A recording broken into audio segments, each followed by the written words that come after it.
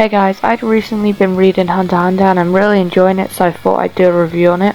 I believe I'm around 240 chapters in, or in the Chimera arc. I'm not exactly sure how far in the Chimera arc that puts me, but yeah.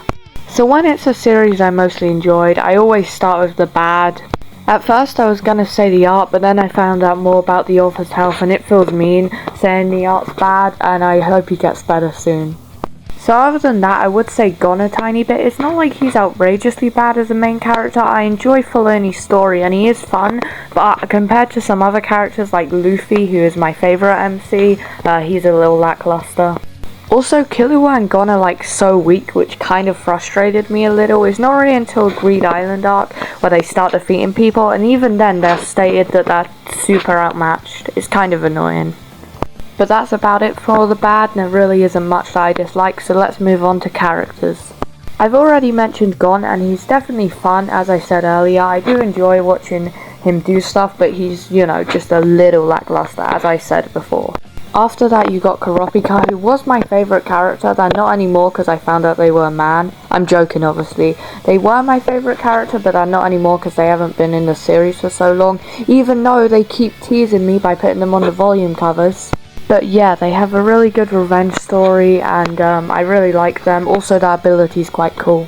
But whilst I finally get a chance to say this, what's up with all the red-eyed clans getting offed in anime? I mean, you got Sasuke's clan, the Kurta clan from Hunter x Hunter, and Scar's clan from FMA.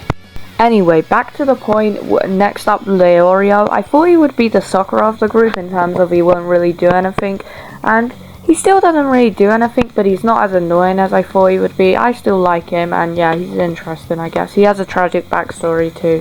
As for Killua, he's my new favourite character. He has some really great development in terms of him pulling the pin out of his head and getting to be friends with Gon. And he has a pretty cool ability, and obviously he's got a cool design, so obviously, I'm gonna like him. Next up for the villains. HXH might have one of the best groups of villains in all of anime. Firstly, you got Hisoka, and despite the controversy that might come with this statement, I really like him. He's really sick and twisted, which is why I like in a villain, and he has some interesting hobbies, which I don't exactly like, but also his bungee gum is pretty cool, and he doesn't explain it as much as the memes want you to believe. As for Chrollo, he's not as good as people say. He's barely in it, and he doesn't have an interesting personality. Also, they were about to give him a backstory, but it lasted for like one page, and then they cut back to present day. I do like the spiders now. I like how they generally care about each other, and they have some interesting characters in them. Yeah, spiders are 10 out of 10, Chrollo's like 6 out of 10. Next up, you got Ganfu, I think it is. I barely remember this guy's name. I know his codename is like the Bomber, but he's actually a really good villain, despite the fact no one talks about him. He's really twisted, which I already mentioned I like, and his power's really cool.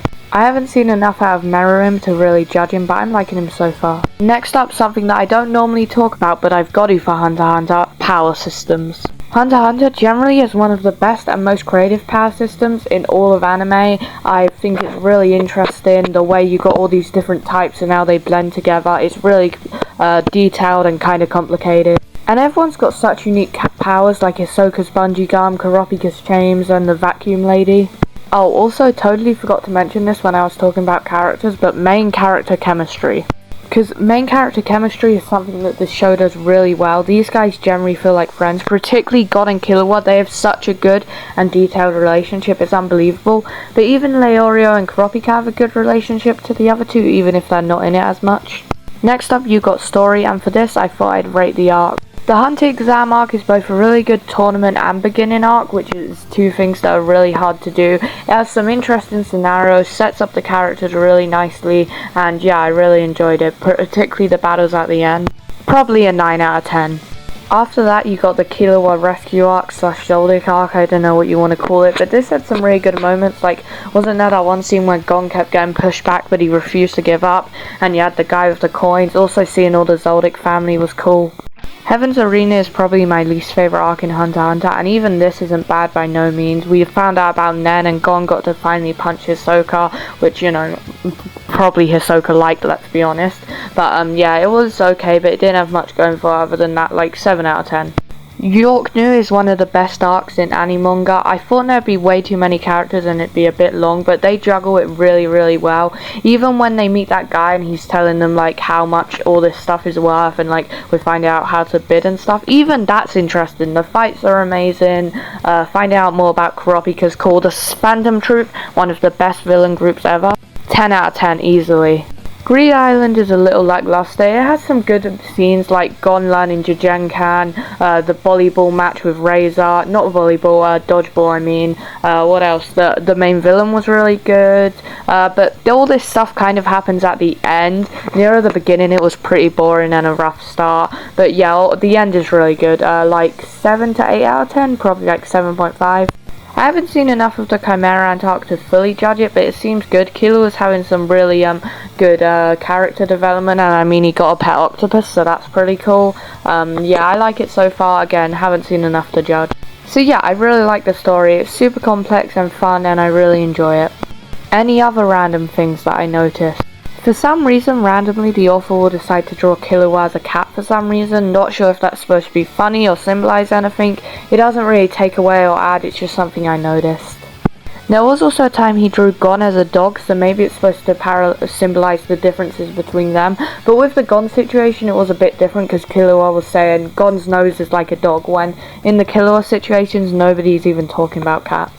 Also, the darkness of Hunter x Hunter. I'm a person that believes darkness doesn't really add or subtract from your series, it's how you write the darkness. And I think Hunter x Hunter does a really good job at really encapsulating how dark and gritty and messed up this world is, and also showing off how evil the villains are. So yeah, that's about it for my Hunter x Hunter review. I'd say Hunter x Hunter is like a 10 out of 10 generally. It's in my top 5. Even though my top 5 changed quite a bit because I'm kinda new to manga. But yeah, thanks for watching, like, subscribe, do all that good stuff, and I'll see you next time. Bye!